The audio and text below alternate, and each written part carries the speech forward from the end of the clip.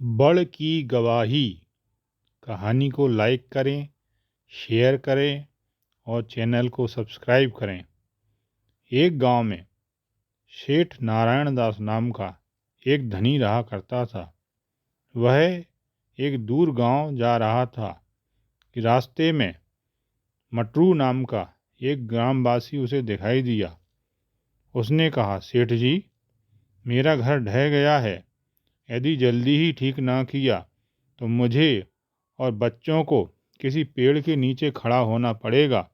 200 रुपये दोगे तो गेहूं कटते ही तुम्हारा रुपया तुमको वापस कर दूंगा। नारायण दास नरम स्वभाव का आदमी था।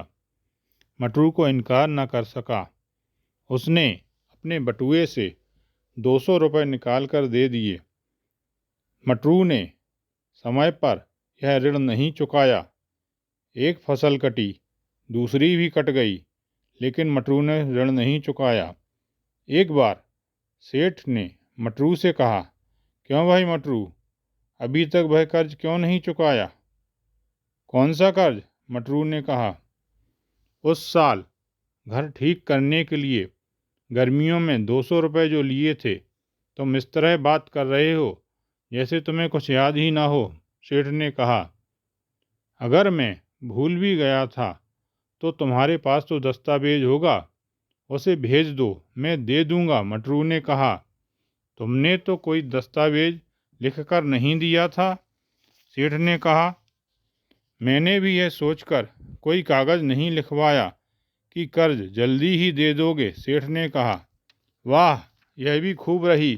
कोई इतने रुपए ऐसे ही बिना लिखा पढ़ी के देता है? मैंने तुमसे कोई कर्ज नहीं लिया। तुम धनी हो, इसका मतलब ये थोड़ी है कि तुम किसी गरीब आदमी पर कुछ भी इल्ज़ाम लगा दोगे और कोई भी कर्ज थोप दोगे। मैंने तुमसे कुछ नहीं लिया। यह क्या भलमन सा हाथ है? मटरू ने गला फाड़ कर कहा। यह सुनकर दो चार आदमी जमा हो गए। वे सेठ और मटरू से पूछताछ करने लगे। सेठ ने जो कुछ गुजरा था वह बतला दिया। मटरू ने कहा, यह सब झूठ है, मैंने कुछ नहीं लिया। जो भी कुछ है गांव के मुखिया सब तय कर देंगे। चलो उनके पास चलो। गांव वालों ने कहा, मुखिया ही सही, जो कुछ गुजरा है उसे सच सच कहने में मुझे क्या डर है। कहता हुआ मटरू सबसे आगे चला।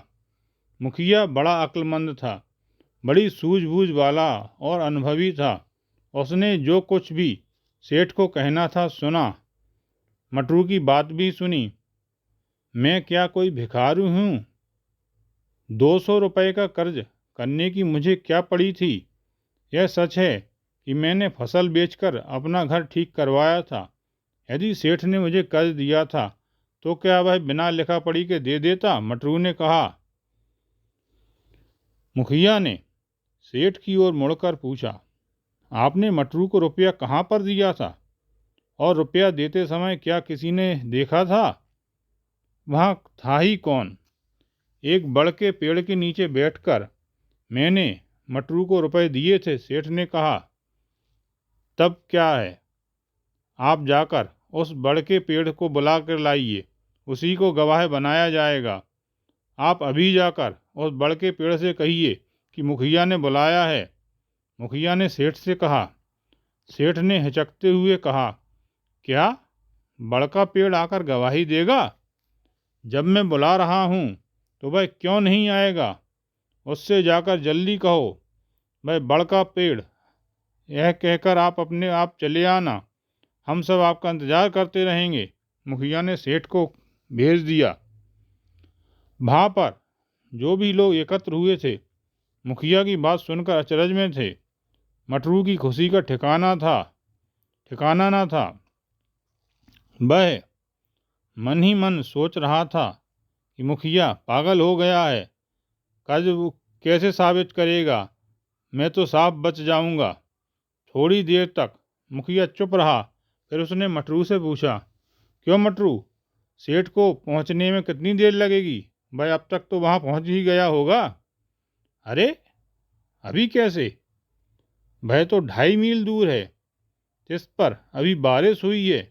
रास्ते में बड़ा कीचड़ होगा। यही नहीं, वहाँ पर इतने बड़े बड़ के पेड़ हैं कि कौन सा बड़ का पेड़ था पहचानना मुश्किल है, मटरू ने कहा। मुखिया ने यह सुनकर मटरू की पीठ पर लाठी मारी और कहा, चोर कहीं के, तुम यह भी जानते हो कि किस बड़ के पेड़ के नीचे रुपए दिए थे? मुखिया की सूझबूझ पर सब चकित थे। मटरू की पोल खुल चुकी थी। अब मटरू ने मान लिया कि उसने कर्ज लिया था। उसने कर्ज मैं ब्याज के चुका भी दिया। मटरू को रुपए तो देने ही पड़े। शर्म के मारे मैं फिर कभी भी उस गांव में सिर उठाकर नहीं चल सका। इस कहानी से हमें शिक्षा मिलती है कि कभी न कभी हमारा झूठ पकड़ा ही जाता है, तब हमें सबके आगे शर्मिंदा होना पड़ता है। अतः हमें झूठ बोलने से बचना चाहिए।